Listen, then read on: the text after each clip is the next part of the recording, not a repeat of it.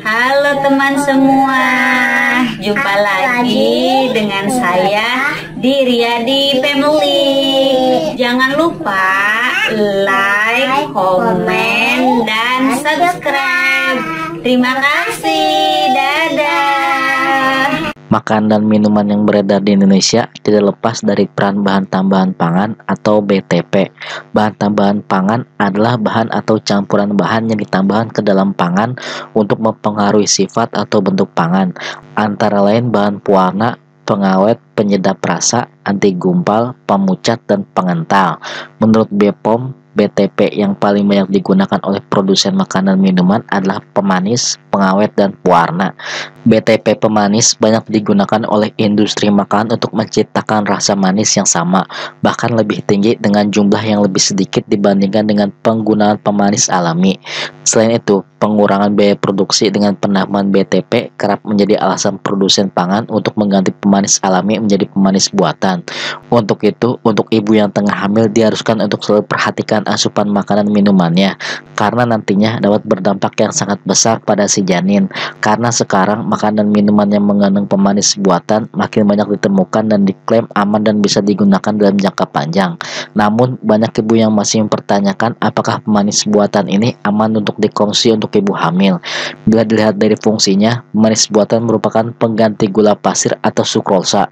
Jenis pemanis yang aman untuk ibu hamil dan ibu menyusui adalah pengganti gula sintetis yang berasal dari tanaman dan gula alami. Sehingga pemanis buatan ini ada yang memiliki kalori dan ada juga yang tidak memiliki kalori.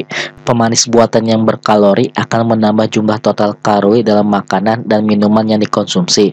Contohnya dapat kita temukan dengan nama sukrosa, fruktosa, dektosa, maltosa, madu, dan gula jagung. Sedangkan pemanis buatan yang tidak mengandung kalori tidak akan meningkatkan kadar gula darah maupun berat badan. Dengan kata lain, pemanis buatan aman untuk dikonsumsi untuk ibu hamil dan ibu menyusui yang menderita diabetes maupun yang sedang menjaga berat badan.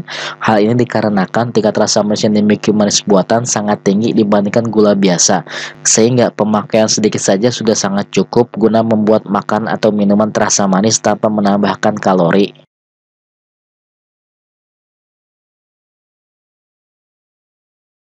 Selama mengkonsumsi manis buatan dengan jumlah batas wajar, jenis manis ini dianggap aman untuk kehamilan.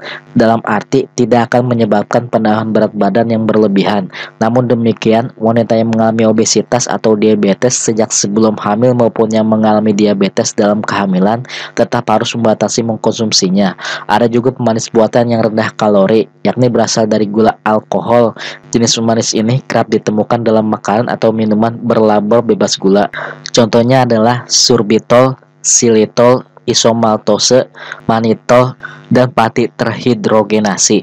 Secara teknis, pemanis jenis ini bukanlah gula dan akan diubah menjadi lemak di dalam tubuh. Ada pula pemanis tak berkalori yang sebagian besar dibuat secara kimia, tetapi sebetulnya ada juga yang dibuat dari bahan alami. Satu hal yang pasti, semua jenis pemanis ini level rasa manisnya berkali-kali lipat dari gula pasir, sehingga hanya dibutuhkan dalam jumlah yang sangat sedikit untuk ditambahkan ke dalam makanan maupun minuman. Ada beberapa pemanis buatan yang aman untuk ibu hamil dan ibu menyusui untuk dikonsumsi seperti yang pertama, asesulfam kalium. Pemanis ini biasanya ditambahkan pada makanan yang dipanggang atau makanan dingin seperti es krim, gelato, puding, dan minuman. Badan Pengawas Obat dan Makanan Amerika Serikat (FDA) menganggap pemanis ini aman bagi ibu hamil dan ibu menyusui selama dikonsumsi secara wajar. Yang kedua, aspartam.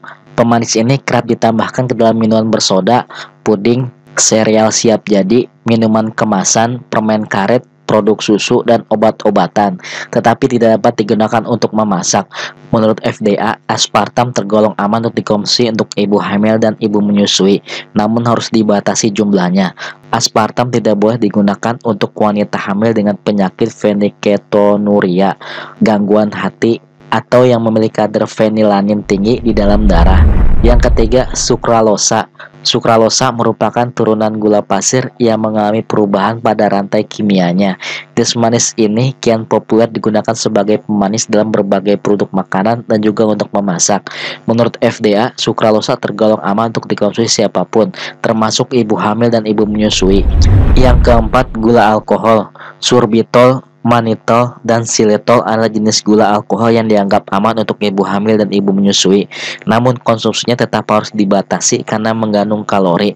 Ada sedikit efek samping akibat mengkonsumsinya seperti kembung, diare, dan kram perut.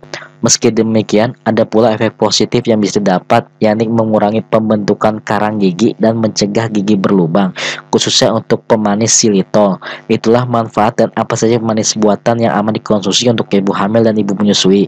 Semoga informasi ini bermanfaat untuk Anda semua. Jangan lupa untuk like, share, dan subscribe channel ini untuk mendapatkan notifikasi video terbaru dari saya. Terima kasih.